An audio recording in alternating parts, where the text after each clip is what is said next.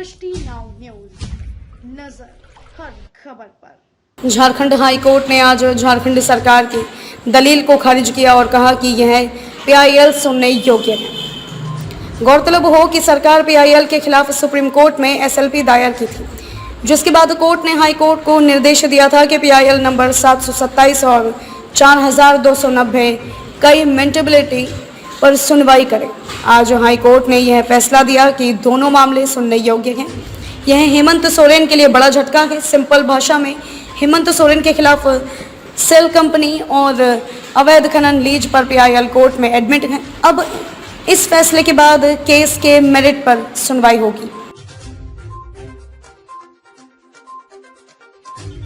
सबसे पहला स्टेप हम लोगों ने पार कर लिया बड़ा सक्सेसफुली, और इसमें माननीय न्यायालय ने आज जो है हमारे फेवर में ऑर्डर आया है कि मेंटेनेबल है ये पिटिशन, यानी जो पहला और दूसरा पिटिशन है जिसमें शेल कंपनियों के द्वारा जो घोटाले हुए हैं यहाँ पे वो, और सीएम का जो माइनिंग लीज है, ये दोनों जो है वो सुनवाई योग्य है, ऐसा माननीय न्यायालय ने प्रोनाउंस किया है ऑर्डर वर्बली। और माननीय न्यायालय का कहना है कि 70 to 80 पेजेस का बहुत लेंथी जजमेंट्स है, तो ये जजमेंट जो है 1-2 दिन के अंदर आ जाएगा सबके लिए और अपलोड हो जाएगा। लेकिन जहां तक मेरिट की बात है, अब मेरिट पे सुनवाई के लिए आज माननीय न्यायालय ने सबको कहा, एडवोकेट जनरल को भी कहा कि आप मेरिट पे सुनवाई शुरू कर दीजिए, सुनाइए अपना। तो उन्होंने ये कहा कि नहीं, हमको समय चाहिए काफी लंबा। हम लोगों ने अपोज किया कि चूंकि एविडेंसेस है उसको डिस्ट्रॉय हो जाएगा, तो माननीय न्यायालय ने कहा कि ठीक है, इसको हम लोग सुनेंगे, लेकिन इतना हम समय नहीं देंगे। इसको ट्यूसडे को ही शुरू में सुनवाई के लिए माननीय न्यायालय फिक्स कर रही थी, लेकिन इसको 10 तारीख को रखा गया है। अब ये फिजिकल मोड में कोर्ट में ही सुनवाई इसकी होगी, और इसको 10 तारीख को अब सुनवाई के लिए रखा गया है कि मेरिट पे इसकी सुनवाई है। क्या दो तो आज मेंटेनेबल है, दोनों केस में मेंटेनेबल है, ऐसा माननीय न्यायालय का कहना है कि दोनों केस जो है मेंटेनेबल है और ये सुनवाई योग्य है।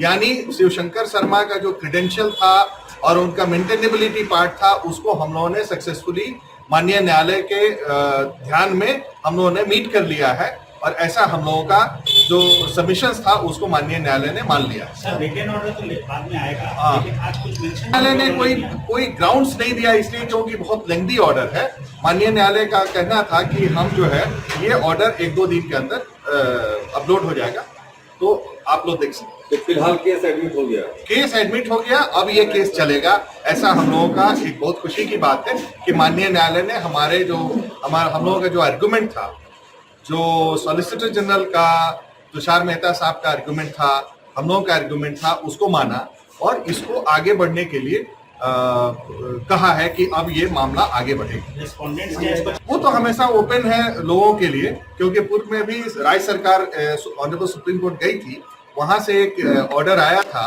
माननीय न्यायालय का, तो उस पर जो है ये मेंटेनेबिलिटी पर सुनवाई हुई। और ऐसा माननीय उच्चतम न्यायालय का कहा था ऑर्डर में कि आप जो है मेंटेनेबिलिटी पे सुन लीजिए और उसके बाद प्रोसीड कर जाइए मेरिट पे। तो आज माननीय न्यायालय जो है प्रोसीड कर रही थी मेरिट पे, लेकिन राज्य सरकार जो है उस पे आर्गुमेंट करने के लिए तैयार नहीं हुई। इसके लिए कहा गया कि सिब्बल साहब नहीं है और उनके लिए कुछ इनकन्वीनियंस है पर्सनल, तो इसलिए उसको रखा गया है ट्यूसडे के बदले 10 तारीख। क्या 10 जून को दोनों तो मामले पे मेरिट पे सुनवाई अब होनी है। अब कोई इंट्रीम मेंटेनेबिलिटी पार्ट जो है वो नहीं रह गया है तीनों केस में, क्योंकि तीसरा केस में तो था ही नहीं मनरेगा वाला में, लेकिन 2 केस माइनिंग और शेल कंपनीज वाले में था। वो माननीय उच्चतम न्यायालय के आदेशानुसार माननीय उच्च न्यायालय ने सुना और हमारे पक्ष में आज के दिन में न्याय आया। तो सरकार की तरफ से दलीलें रखी गई थी, दलीलों को खारिज। देखिए, चूंकि कोई अभी उसके बारे में चर्चा नहीं हुई है, हम लोगों ने देखा नहीं है पिटिशन ऑर्डर ऑनरेबल कोर्ट का, और ऐसा किसी के सामने नहीं है, इसलिए ये कहना भी उचित नहीं होगा। हम लोगों ने सबमिशन जो किया था उसको लगता है कि माननीय न्यायालय ने अप्रिशिएट किया है, ऐसा हमें लगता है। ठीक।